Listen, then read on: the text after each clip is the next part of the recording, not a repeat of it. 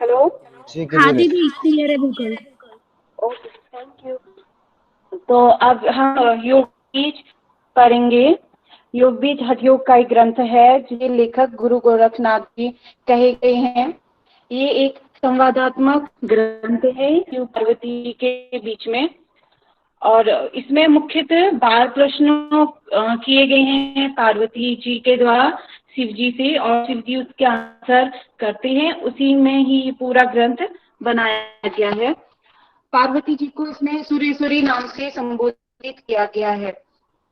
और जो मुख्य 12 प्रश्न है, इसके अलावा भी क्वेश्चन है, पर जो मेन क्वेश्चन है वो 12 हैं। इन्हीं के अंदर छोटे छोटे क्वेश्चन जो क्रॉस क्वेश्चन होते हैं उस टाइप के इसमें और भी क्वेश्चन है। मुख्य तो इसमें वैसे तो बात की गई है कि 201 मंत्र हैं, पर कहीं कहीं पे हमें 182 मंत्र की भी बात करते हैं। जो पीडीएफ हमारे पास है उसमें तो 201 मंत्र ही हैं, तो इसमें कंफ्यूजन है मंत्रों के बारे में। तो और जो 12 क्वेश्चन किए गए हैं उसकी बात करते हैं। पहला है मोक्ष के उपाय। दूसरा, जो भाव को कैसे प्राप्त करता है। योग की उपादेयता क्या है। अज्ञान की निवृत्ति का उपाय। चौथा प्रश्न। पांचवा, ज्ञानी को मुक्ति क्यों नहीं मिलती। छठा प्रश्न है, योगी का व्यवहार कैसा होता है, वह कैसे परमात्मा पद को प्राप्त करता है। सातवां प्रश्न, ज्ञानी जनों की गति क्या होती है। आठवां है, ज्ञानी को अनेक और योगी को एक जन्म में मुक्ति क्यों मिलती है। नौवां, योग क्या है। 10वां, प्रकार। 11वां प्रश्न है, कामत और मरकटमत क्या है। 12वां प्रश्न, सिद्धियां क्या है। कोशिश होगी योग क्या है 9 प्रश्न तक मैं आज कवर कर पाऊं, क्योंकि 10, 11, 12 में ज्यादा कंटेंट है योग का। नेक्स्ट हम इसका इंट्रोडक्शन, बेस इंट्रोडक्शन जानते हैं। इसमें ये योग साधना को नाथ मार्ग कहा गया। जो सिद्धि का जो मार्ग है उसे नाथ मार्ग नाम से कहा गया है। इम्पोर्टेंट क्वेश्चन पॉइंट है ये कि इसमें सिद्धि का मार्ग नाथ मार्ग को कहा गया है। अविद्या, अहंकार, तन्मात्रा, पंचमहाभूत, पिंड, लिंग, इसकी बात की है। योग की परिभाषा है, इम्पोर्टेंट पॉइंट, प्राण अपान का मिलन, रजस तेजस का मिलन, जीवात्मा परमात्मा का मिलन और सूर्य चंद्र का एकीकरण, ये योग की परिभाषा है। इसमें आसन, केवल एक आसन की चर्चा की है, वज्रासन, जो 15 दिन में सिद्धि की बात कही गई है। कुंडलिनी, 8 फेरे लिए हुए है। रेखा जी ग्रंथि, थोड़ी 3। सी आवाज आपकी थोड़ी डिस्टर्ब कर रही है, थोड़ी आवाज सही हो सकती है क्या? आसपास नेटवर्क का थोड़ा नहीं, इश्यू बस आपके यहाँ शायद से। शोर हो रहा है। थोड़ी सी आवाज इश्यू हो रही है, बाकी कोई दिक्कत नहीं, थोड़ी सी इश्यू हो रही है। नहीं, क्लियर है। क्लियर और आवाज आवाज थोड़ी वो आ रही है दीदी, भर भर भर आती है ना, सही नहीं आ रही है हाँ, आवाज। थोड़ी सी फट रही है। फट रही है। चलो मैं अपने फोन के डाटा को यूज करते हैं, एक मिनट।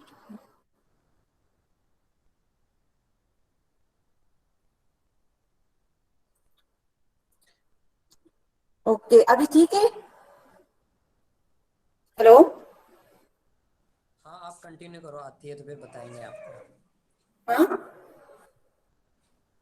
शायद की आवाज भी कंटिन्यू तो करो, कम आप आ रही है। कंटिन्यू करो। मुझे भी कम सुनाई दे रही है, फिर क्यों पता नहीं। दीदी ठीक है आवाज अब। बस वैसे क्लियर। अभी ठीक है। हाँ दीदी ठीक है। चल ठीक है। हम इसमें ठीक, ग्रंथि, 3 ग्रंथि की बात की गई है। ब्रह्म ग्रंथि, विष्णु ग्रंथि, रुद्र ग्रंथि। 2 कुंभक हैं, सहित कुंभक और केवली। सहित कुंभक के 4 भेद कहे गए हैं, जिसकी चर्चा हम आगे करेंगे। तो पहले प्रश्न पे आ जाते हैं। जो पार्वती जी का जो मेन जो पहला प्रश्न है कि मुक्ति का उपाय क्या है, मोक्ष का उपाय क्या है, और उससे सिद्धियां कैसे प्राप्त की जा सकती है। तो इसका जो उत्तर है वो है योग मार्ग के द्वारा। योग मार्ग को ही नाथ मार्ग कहा गया है, जिसे जान लेने से, साधना करने से बंधन में पड़े जीव मुक्त हो जाते हैं, मोक्ष को प्राप्त करते हैं। परम पद कैवल्य की प्राप्ति का सर्वोत्तम मार्ग नाथ मार्ग बताया गया है। और इसमें आत्मा के रूप की बात की है। आत्मा, निष्कल आत्मा और सकल आत्मा की बात की गई है, आत्मा जिसमें आत्मा अखंड निर्मल अर्थात समस्त राग द्वेष से आदि कसायों से रहित सर्वातीत है, भौतिक पदार्थों से परे है। इसके जो आत्मा के गुण हैं, मुख्य गुण 6 गुण हैं, इसको नोट कर लें। निष्कल पहला, सेकंड अखंड है, तीसरा सर्वातीत है, चौथा निरामय है, पांचवा ज्ञान स्वरूप है और छठा निर्लेप है। ये आत्मा के गुण कहे गए हैं। तो अगला प्रश्न जो दूसरा मुख्य प्रश्न है, पार्वती जी पूछती हैं, फिर आत्मा में जीव भाव कैसे उत्पन्न होता है? तो शिव जी बताते हैं कि जिस प्रकार जल में बुलबुला स्वतः उत्पन्न हो जाता है, ठीक उसी प्रकार ही आत्मा में प्रथमः अहंकार या अहम भाव स्फुरित होता है, जिसकी हमने सांख्य योग में भी हमने पढ़ा था कि आत्मा में ही स्वयं अहंकार का उत्पन्न होता है, उसी से सृष्टि आगे को बढ़ती है। तो नेक्स्ट, आत्मा में अहंकार उत्पन्न होने से ही अनंतर आत्मा पंचभूतादिक पिंड रूप में आ गया, जो पिंड रस मांस मेद मज्जा और शुक्र इन 7 धातुओं में बधा हुआ है और सत्व रजस तमस इन 3 गुणों वाला है। इस पिंड में आते ही वह सुखों दुखों से निरंतर युक्त हो गया। यह पिंड ही जीव भावना से युक्त है, अर्थात इस पिंड या शरीर को पिंड कहा गया। इसमें इस पिंड के संपर्क में विद्यमान आत्मा ही जीव आत्मा कहलाती है।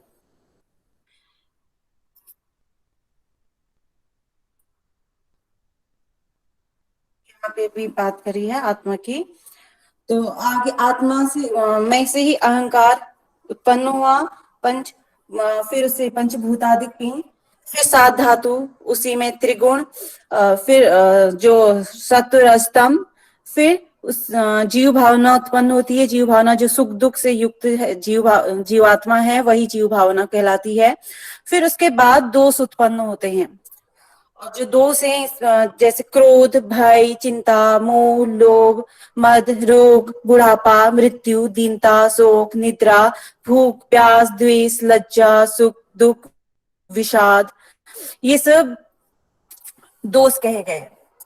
अब अगला प्रश्न जो आता है कि दोषों से मुक्ति के उपाय क्या हैं? जो मुक्ति के उपाय बताए हैं, योग और ज्ञान। केवल ज्ञान या केवल योग अकेले मोक्षदायक नहीं है, दोनों मिलकर मोक्ष प्रदान करते हैं। जैसे हम ज्ञान, हमें तलवार का ज्ञान है, पर जब तक हम उसका प्रयोग नहीं करेंगे, युद्ध में हम विजय नहीं प्राप्त कर सकते हैं। ठीक उसी प्रकार योग और ज्ञान दोनों मिलकर ही हमें मोक्ष प्रदान कर सकते हैं। नेक्स्ट जो तीसरा क्वेश्चन है, जो पार्वती जी पूछती हैं कि योग की उपाय देता क्या है?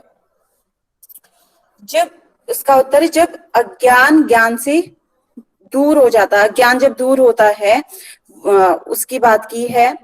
तो जो आत्मा है वह परिपूर्ण स्वरूप है, किंतु 2 प्रकार की है। 2 प्रकार की आत्मा की बात करिए। आत्मा के स्वरूप को जानना ही ज्ञान कहा है। आत्मा 2 है, सकल और निष्कल आत्मा की बात कही गई है। सकल आत्मा जो कला रहित है, कला सहित है, जो तेरा मेरा आदि अहंकार ममता आदि का बोध कराती है, वो सकल आत्मा है। और निष्कल आत्मा कला रहित है, अहंकार ममता आदि का बोध नहीं होता है। जो निष्कल आत्मा है निर्मल आकाश की भांति स्वच्छ है, पवित्र है। उसमें क्या है कि ज्ञानी भी वासनाओं से उलझा हुआ है, तो वो अज्ञानी है। यानी कि जैसे हमें किसी चीज का ज्ञान, हमें ये पता है कि जैसे कि आसनों के प्रभाव से हमें आसन करने से हम पतले हो सकते हैं, हम जानते हैं, और आसन क्या कैसे करते हैं वो भी जानते हैं। पर हम जब उसका अभ्यास करते हैं, उसके पश्चात ही हमें उसका लाभ मिल सकता है। ठीक उसी प्रकार ज्ञानी होने से जो भी वासनाओं में अगर उलझा हुआ है, तो वह अज्ञानी ही है। आगे ज्ञानी कौन है? तो ज्ञानी वह है जो ज्ञान को आत्मसात करता है, यानी कि जो ज्ञान है उसको अपने जीवन में आत्मसात करता है, उसका प्रैक्टिकल लाइफ में यूज करता है, तो वो ही असली ज्ञानी है।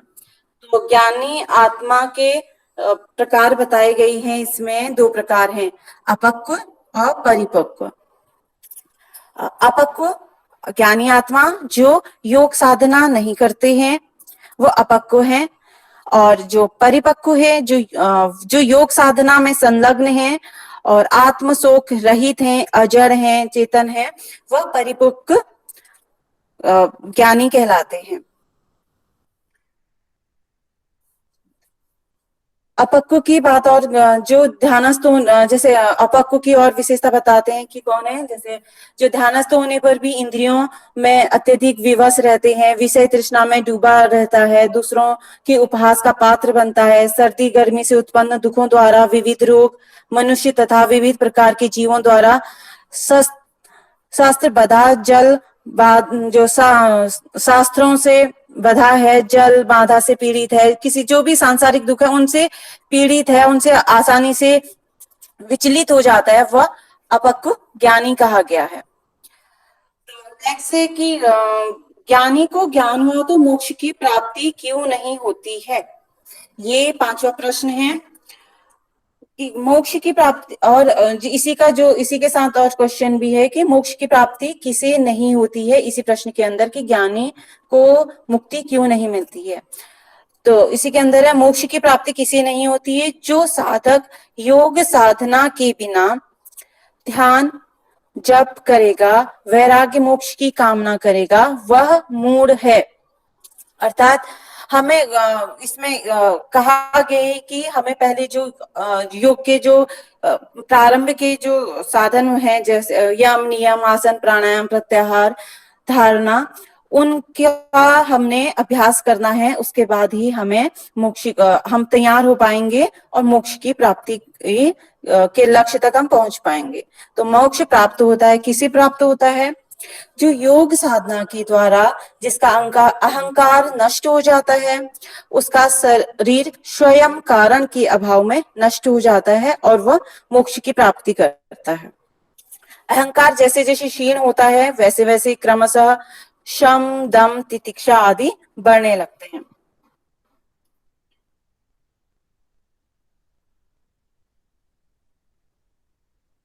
ज्ञान जो ये हमारा हो गया, योग साधना के द्वारा अहंकार को नष्ट किया जा सकता है। अभी ये 9वां प्रश्न है, इससे पहले 5वां 6ठा प्रश्न है जो इसमें नहीं है, मैं शॉर्ट में आपको बता रही हूँ। आवाज आ रही है ना अभी? हाँ दीदी आवाज ठीक है। Okay, thank you. जो 6ठा प्रश्न है वो है योगी का व्यवहार कैसा होता है, वह कैसे परम पद को प्राप्त करता है। तो जो योगी है का जो शरीर, योगी जन शरीर पर विजय प्राप्त कर लेते हैं, तो पराजित शरीर की आत्मा सुख दुख आदि फल कैसे देगी? यानी कि जो योगी जन है वो अपने साधना के द्वारा अपने शरीर पर विजय प्राप्त कर लेते हो, तो उनको जो सुख दुख के का जो फल है वो उनको नहीं मिलता है, कि वो इन भावनाओं से परे हो जाते हैं। जिन साधकों ने इंद्रियों को, मन बुद्धि तथा काम क्रोध आदि को जीत लिया, उसने मानो शकल है, उसे कोई भी स्थूल व सूक्ष्म पदार्थ दुख नहीं दे सकता है। ऐसे 6ठे प्रश्न का जो शरीर किस प्रकार का होता है वो आगे बताया है कि योग रूपी अग्नि द्वारा 7 धातुओं को धीरे धीरे भस्म कर पंच महाभूत में सिमट जाते हैं जो योगी होते हैं।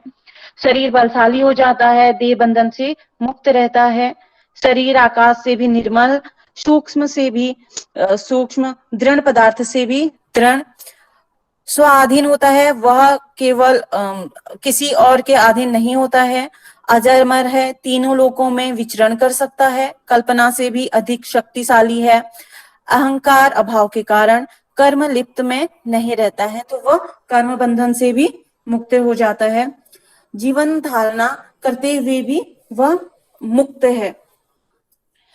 जैसे इसका एग्जाम्पल उसका दे सकते हैं, जो राजा जनक जी का, जो अपने कर्मलिप्त में नहीं थे और वो राज ऋषि कहे गए थे।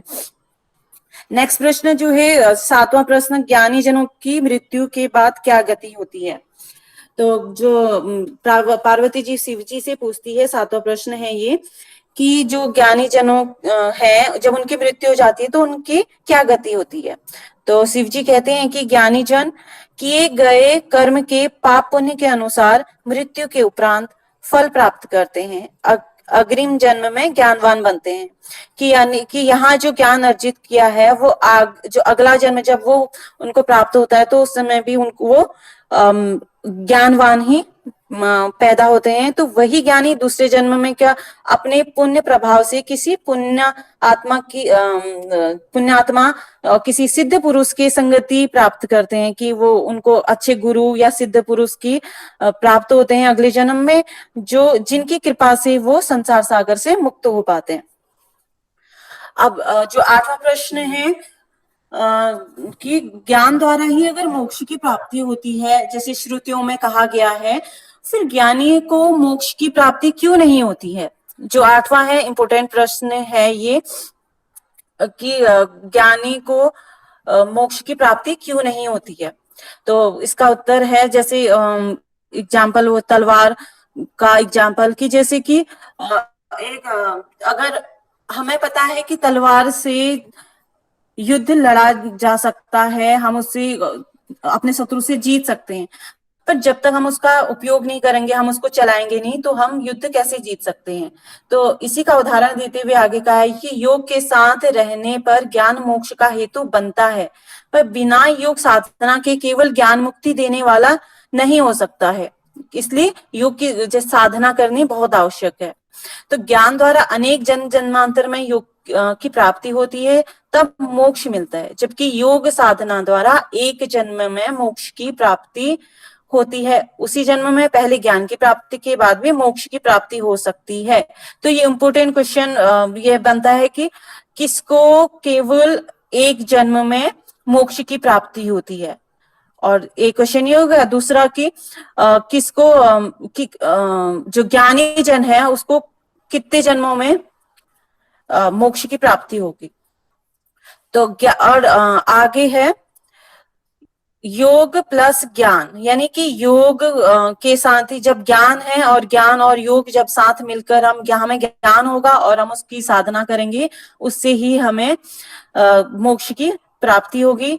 तो योग और मोक्ष का क्या प्रमाण है कि योग द्वारा एक और ज्ञान द्वारा अनेक जन्म में मोक्ष की प्राप्ति होती है। ये पार्वती जी क्रॉस क्वेश्चन उसका करती हैं कि जब इसका कैसे होगा। तो शिव जी कहते हैं कि अहम ब्रह्मास्मि का मनन करने से मुक्ति नहीं मिलती है। प्राण इसमें प्राण अपान के समान युक्त होने पर, और जब प्राण साथ साथ सूर्य और चंद्र नारायण में प्रभावित होता है, उस समय कंद स्थान के निकट अग्नि अत्यंत प्रदीप्त होती है, जिसके फलस्वरूप संपूर्ण नाड़ी शुद्ध हो जाती है। इस नाड़ी शोधन को ही यहाँ देह जारियेत कहा गया है, जिसमें इस नाड़ी शोधन के उपरांत ही कुंडलिनी जागरण, ब्रह्म ग्रंथि, विष्णु ग्रंथि एवं ग्रंथियों की बात की गई है। और ये जब ग्रंथियां तभी भेद होंगी जब हम योग की साधना करेंगे।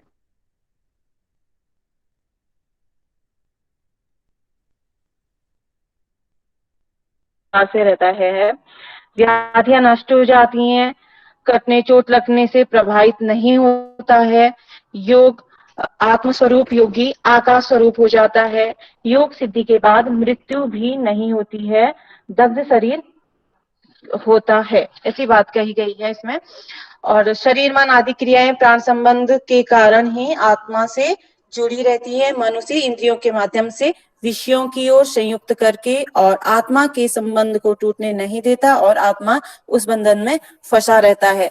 तो उस बंधन से फंसे रहने का जो एकमात्र साधन है योग साधना, नाथ मार्ग कहा गया।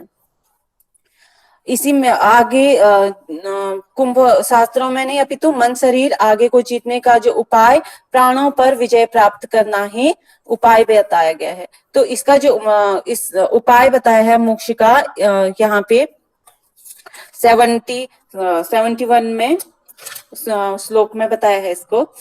और कि प्राण साधना के द्वारा ही हम अपने प्राणों को जब वशीभूत करते हैं तो हमें मोक्ष की प्राप्ति के लिए योग साधना ही एकमात्र उपाय है जो प्राण को वशीभूत करने के लिए आवश्यक है। तो जो साधक प्राणायाम साधना रूपी उपाय को बिना जाने ही योग मार्ग में प्रवृत्त होता है, वह साधक अपने खंडित ज्ञान के कारण साधना मार्ग में सफलता के लिए भटककर क्लेश का भाजन करता है। तो इसलिए कहा गया है कि ज्ञान होना भी आवश्यक है। जब ज्ञान होगा तभी हम योग साधना अच्छी से कर पाएंगे। तो इसलिए इसमें योग के साथ साथ ज्ञान को भी आवश्यक माना। ये दोनों मिलकर ही हमें मोक्ष के मार्ग में आगे बढ़ा सकते हैं। तो वह साधक इसमें आगे ये भी कहा गया कि वह साधक कच्चे घड़े के समान है जो सागर पार करना चाहता है। तो उसके लिए जो कच्चे घड़े की तुलना कहीं और भी किस ग्रंथ में की गई है बताएंगे? घड़े की तुलना शरीर की घेरण संहिता में। जी हाँ, उसमें भी इसमें भी जो शरीर की तुलना कच्चे घड़े से की गई है। तो वो कच्चा घड़ा कैसे योग साधना के द्वारा तप कर ही संसार सागर से पार हो सकता है।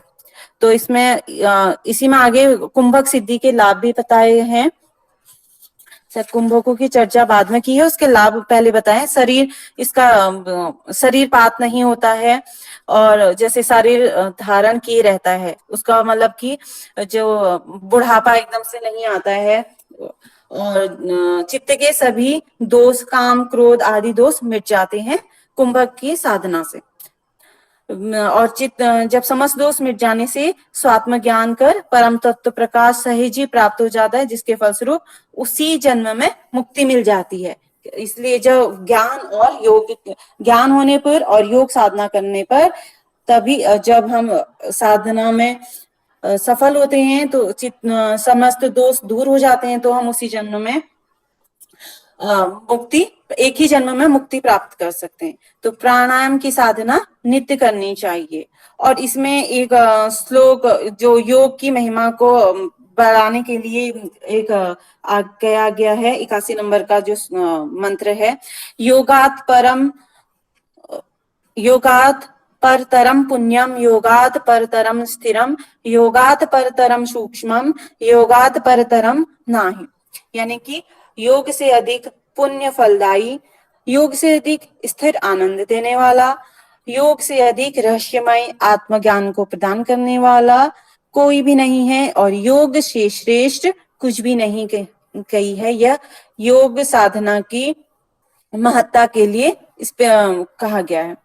तो ये 8वां प्रश्न क्या हो गए। 9वां प्रश्न जो है, जो यहाँ पे आते हैं, जिसमें है योग किसे कहते हैं, योग का अभ्यास किस प्रकार किया जाता है, योग अभ्यास के लाभ क्या है। तो योग की जो मुख्य परिभाषा है 83-84 मंत्र में इसमें की है, प्राण और अपान का अपने रजस और वीर्य का सूर्य नाड़ी और चंद्र नाड़ी से प्रवाहित प्राण वायु का जीवात्मा और परमात्मा का और इसी प्रकार विविध द्वंद्वों का योग करना, मिलन करा देना योग कहलाता है। ये योग की परिभाषा है योग बीज के अनुसार। द्वैत का नाश कर अद्वैत की स्थिति में पहुंचना ही योग है। इसमें अद्वैत की सिद्धि को योग कहते हैं, इसका है। तो इसी हमें क्या करना है आगे, तब जो संयोग द्वंद्व जालस्य संयोगो योग उच्यते। 83 इसमें 83 और 84 में योग की जो है परिभाषा कही गई है। तो आगे कहते हैं कि जो हमें सर्वप्रथम ऐसे गुरु को प्राप्त करना चाहिए जिसने प्राणायाम में सिद्धि प्राप्त कर ली है। यानी कि हमें ऐसा गुरु कैसा चुनना है कि जो प्राणायाम में सिद्धि जिसने प्राप्त कर ली है, ऐसे गुरु को चुनना है हमने। तत्पश्चात उसकी सेवा करके और इतनी सेवा करनी है उस जिसके फलस्वरूप गुरु के वस्त्र वैष्णांबर प्राप्त करके प्राणों पर विजय प्राप्त करें। यानी कि गुरु के सानिध्य में रहकर पहले उनकी सेवा करनी है और उनसे फलस्वरूप वैष्णंबर प्राप्त करना है, और उसके पश्चात हमें प्राणों की साधना करनी है और उस पर विजय प्राप्त करना है। तो वैष्णंबर की बात की गई है जो कोमल और शुद्ध हो, धवल वस्त्र यानी धवल सफेद रंग का, जिसकी लंबाई एक विता या 12 अंगुल, उसकी चौड़ाई 4 अंगुल होती है और प्राणायाम साधना में अपेक्षित है। और वैष्णंबर की चर्चा और कहाँ की गई है बताएंगे? हेलो दीदी हेलो मुद्राओं में, हेलो हाँ, दीदी मुद्रा में की गई है, गिरण संहिता में भी मिलती है, शायद शक्ति चालिनी या योनि मुद्रा में, कंफ्यूजन है। हाँ उसमें प्रयोग करना है। तो वे अच्छा, अभी की वॉइस तो क्लियर है ना मेरी? हाँ दीदी क्लियर है। Thank you. और इसमें कुंडलिनी 8 लपेट की बात की गई है। अभी हमने इससे पहले जो उपनिषद पढ़े थे, कौन से उपनिषद पढ़े थे, उसमें भी हमने कुंडलिनी के 8 लपेटे की बात करी थी। कौन बताएगा? दीदी योग चूड़ामणि उपनिषद में भी 8 लपेटे हैं। हाँ और दीदी एक विश्वाम्बर और कपड़े की बात जो की गई थी ना, योग उसमें कुंडलिनी में भी बात की गई थी सरस्वती चादर में कपड़े को लपेटने की। हाँ ओके। गोरख संहिता में भी है शायद। हाँ जो गोरखनाथ जी के जितने भी ग्रंथ हैं उनमें तो 8 फेरे की बात की गई है, 8 लपेटे की। अभी हम आगे शक्ति चालन की बात, शक्ति चालन इसकी विधि है। इसको वज्रासन में, वज्रासन को ही सिद्धासन कहा गया है। इसको 15 दिन में वज्रासन की सिद्धि की बात की है। तो उद्यान बंद की भांति उदर को तान कर नौली की तरह चलाएं, बाद में यही क्रिया पूरक करके भी करें। ये स्पेशल इसमें है कि इसी कही गई कि वैसे तो हम रेचक करके उद्यान बंद इसको करते हैं नौली, लेकिन इसमें उसमें रेचक पूरक करके भी इस क्रिया को करने की बात कही गई है, जब हम रेचक में हमारा सिद्ध हो जाए उसके पश्चात। इसके जो फल हैं, कुंडलिनी ऋजु भाव कोमल भाव हो जाती है, मृत्यु पर विजय प्राप्त हो जाती है, जठराग्नि प्रदीप्त होकर कुंडलिनी को तपाती है। कुंडली जागरण 7 मास तक शक्ति चालन क्रिया करने पर पूर्णतः जागृत हो जाती है। इंपॉर्टेंट है, कितने मास में कुंडलिनी जागरण होती है शक्ति चालन के? 7 मास में, यानी 7 महीने में क्रिया करने से पूर्णतः जागृत हो जाती है। और इसमें सुषुम्ना नाड़ी के जो पर्यायवाची हैं, ब्रह्म नाड़ी और दूसरा है विश्वधारिणी, ये सुषुम्ना के पर्यायवाची शब्द कहे गए हैं। इसमें सुषुम्ना के मुख खोलने को ब्रह्म ग्रंथि भेदन कहते हैं। ब्रह्म ग्रंथि भेदन किसे कहते हैं? जब सुषुम्ना का मुख खुलता है वही ब्रह्म ग्रंथि भेदन है। तो ब्रह्म ग्रंथि सुषुम्ना का मुख, ये कहाँ पे है? मूलाधार में है। विष्णु ग्रंथि ये हृदय कमल में है, अनाहत चक्र, और जो रुद्र ग्रंथि है वो सहस्त्रार चक्र में कही गई है। अब इसमें आगे असंप्रज्ञात समाधि की बात कही है। और कहाँ पे असंप्रज्ञात समाधि की बात सुनते हैं हम? जी योग दर्शन। हाँ, तो और एक सिर्फ और यहीं पे हमें सुनाई जानते हैं कि असंप्रज्ञात समाधि कब सिद्ध होती है? जब प्राण कुंडलिनी के साथ सहस्त्र चक्र में पहुंच जाता है, तब असंप्रज्ञात समाधि कहते हैं। इसी को केवली सिद्धि भी कहा है। कुंभक, आगे हम कुंभक 2 प्रकार के गए हैं, सहित कुंभक और केवल कुंभक। सहित कुंभक के यहाँ पे भी 4 भेद कहे हैं, सूर्यवेदी, उज्जाई, शीतली, भस्त्रिका। और जो प्राणायाम अभ्यासी को की चर्चा की है कि उसको कैसा होना चाहिए। इंपोर्टेंट पॉइंट है ये कि कैसा होना चाहिए, मिताहारी होना चाहिए, धैर्यशाली होना चाहिए और अभ्यासी होना चाहिए। ये प्राणायाम के अभ्यास के लिए इम्पोर्टेंट बात है कि हमें कैसा होना चाहिए एक प्राणायाम के अभ्यासी को।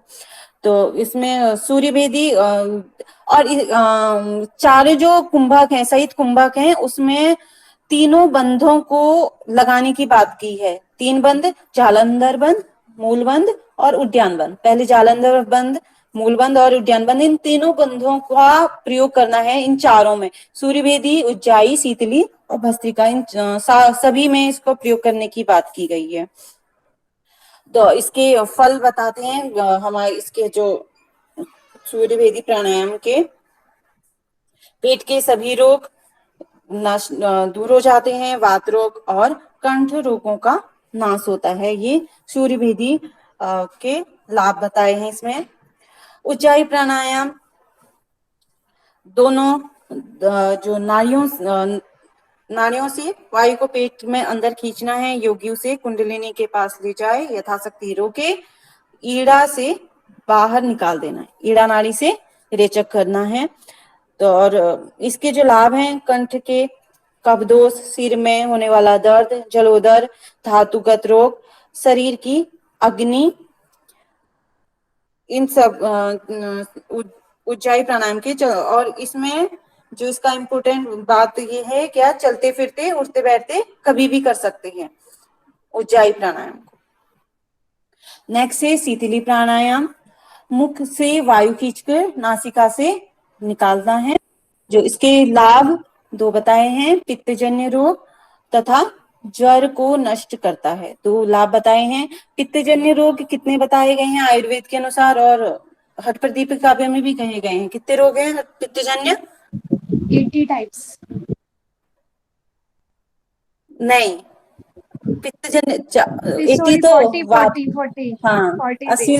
80 तो वात रोग हैं और हाँ 40 पित्त रोग और कफ रोग 20। 20 और नेक्स्ट जो चौथा प्राणायाम है भस्त्री प्राणायाम, इसके लाभ बताए हैं।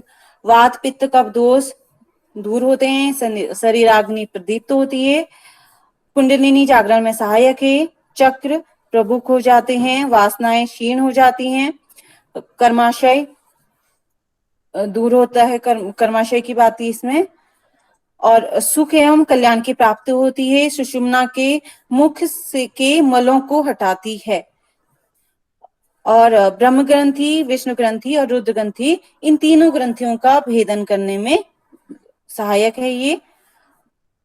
और ये प्राणायामों का समाप्त हुआ यहाँ पे को।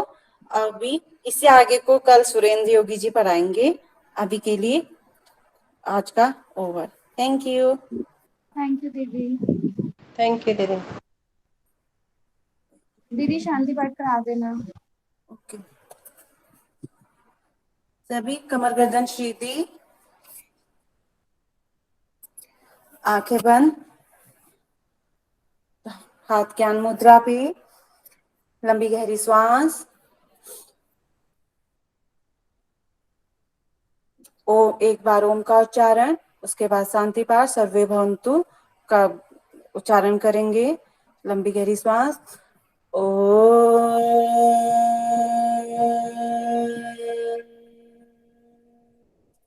सर्वे भवन्तु, सर्वे सन्तु निरामया, सर्वे भद्राणि पश्यन्तु, मा कश्चित् दुःखभाग् भवेत्। ओम शांति शांति शांति। दोनों हाथों को जोड़ें, रब करें, तेजी से दोनों नेत्रों पे लगाएं, चेहरे पे, और धीरे धीरे आंखें खोलें। धन्यवाद सभी का।